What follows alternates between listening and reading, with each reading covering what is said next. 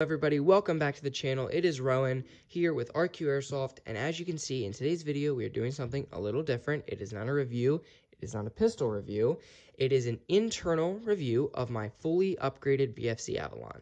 Alrighty, so starting off, I just want to say that the only things that are stock in this are the trigger, the tappet plate, and the spring guide.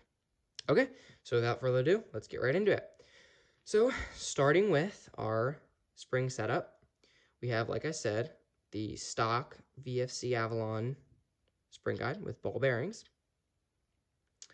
Then we have an SHS M120 spring with close coiling in the middle here, and then on the end, obviously, where it goes on the spring guide.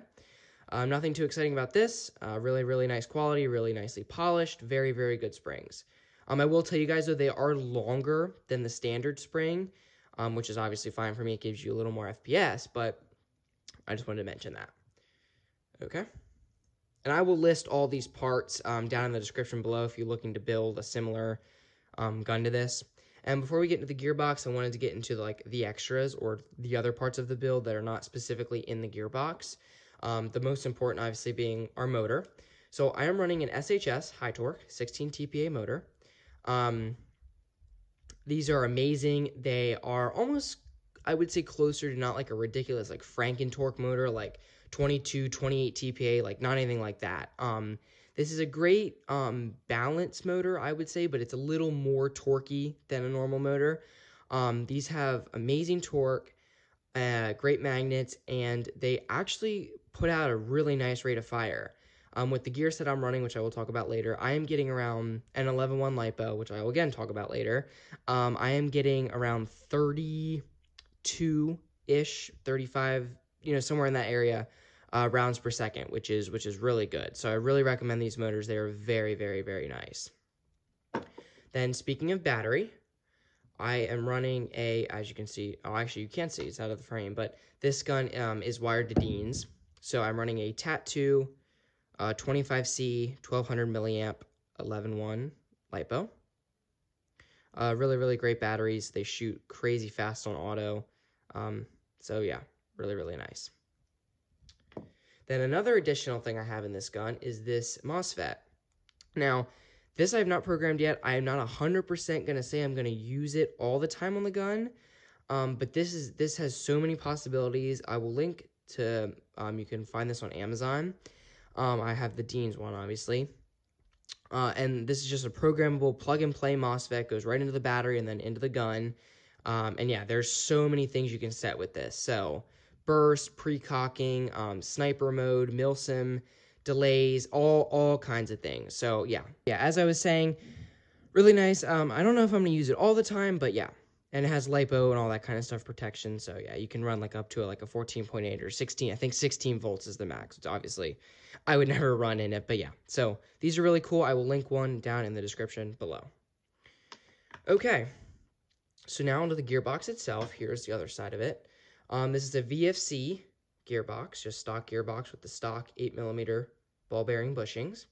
I do plan to eventually swap these to just standard bushings, or at least the ones on the spur, because I know that takes the most stress out of any gear, especially the bottom of the spur. So yeah, I do plan to do that, but yeah, so these are VFC, and I actually, literally after this video, will radius this gearbox. I just figured while it's apart now, I'm going to have to take all these parts out to radius it, so figured I'd shoot the video now and just let you guys know, yeah, I am going to radius that. So nothing really exciting about that one, or that side of the gearbox. I'll move the spring out of the way. Alrighty, so our gearbox, starting with the compression setup. I will just pop right out. Give it that little tappet spring. Alrighty. So, beginning with our tappet and air nozzle. This is just a standard VFC tappet plate, VFC tappet plate spring, and a Lonex polycarbonate air nozzle with a O-ring inside. So these are, oops, I installed that wrong. There we go. So these are really nice, and I apologize if it's not focusing here. These are really nice air nozzles. I would prefer a CNC or aluminum one or a metal one. which I do eventually plan to get, but yeah, so that is that. Alrighty. Then, oops, set that off to the side there. Moving on, we have our cylinder head and piston setup. So I will start with the piston. This is a AOLS, which is a brand you guys might not be familiar with. It is sold on Amazon primarily. They are just another SHS. I think they're OEM. I think their original thing is SHS. So yeah, but they sell them on Amazon under the name AOLS. This is a partially, I guess you could say Swiss cheese piston. It just has like parts of the rails cut out. Full, get this to focus here. There we go. Full 14 tooth steel rack. Then for our head, we have a Raptors Airsoft piston head, polycarb, because I have heard that if you go with a aluminum piston head with an aluminum cylinder head, you can have cracking problems in your gearbox. So this will absorb a lot of the impact while also staying really, really strong. And there is 8 ports there, as you can see. So yeah, I have my hand up behind it just so better focusing and stuff like that. But yeah, so that, and obviously it is ball bearing, if you can see down in there. It does have ball bearings on it. You can hear it actually.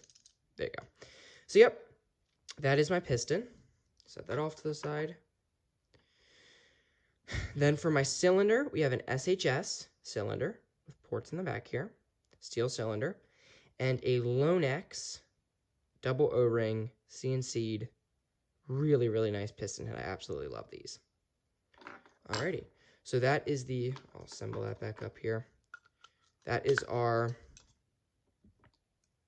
compression setup. There we go. Okay, sorry if that's out of focus again. There we go. Alrighty, so next up, our gears. So I'm only going to take out one gear just for the purpose of just showing you. Take out the sector here. These gears, let me get this in focus, are AOLS yet again. Let me focus that in there. AOLS 13:1 gears, and I apologize all the grease on them. Yep, AOLS 13:1s. Really, really nice metal. Great gears. I love them. And then obviously just some, I don't know what brand this is, sector delay chip in there. Then we got our shims, obviously, but that's that. But yeah, so AOLS 13:1 gears. Plop that back in here. Alrighty. Oops. Out of focus again. Yeah, that's the problem with these, sometimes things are out of focus. But yeah, so those are the gears. In there we have our anti-reversal latch. There's nothing special about an anti-reversal latch. They are what they are. Like I said, that's it. Then for our wiring setup in there, I will zoom in. There is a Dytac MOSFET along with, and I'll bring this over, a Dean's connector wiring setup with, I shrink wrap these myself, and then our motor connectors are there. So, yeah, not too much else to say. Like I said, there's still, if I lift this gear up again, you can see bushings, or I'm sorry, not bushings, bearings on the bottom there. Ready? Put that back in. And yeah, so that will about sum up this video. As you can see, I will, like I said, radius that. But yeah, so that is about it. I will link, as I said, all these parts down in the description box below. Again, oops, there's my motor. Kind of get everything in frame here in case you do want to just take a picture of this or look up. Or, look I can't fit the MOSFET in. But yeah, so that is everything. I hope you guys enjoyed. And yeah, I will hopefully see you on the next video.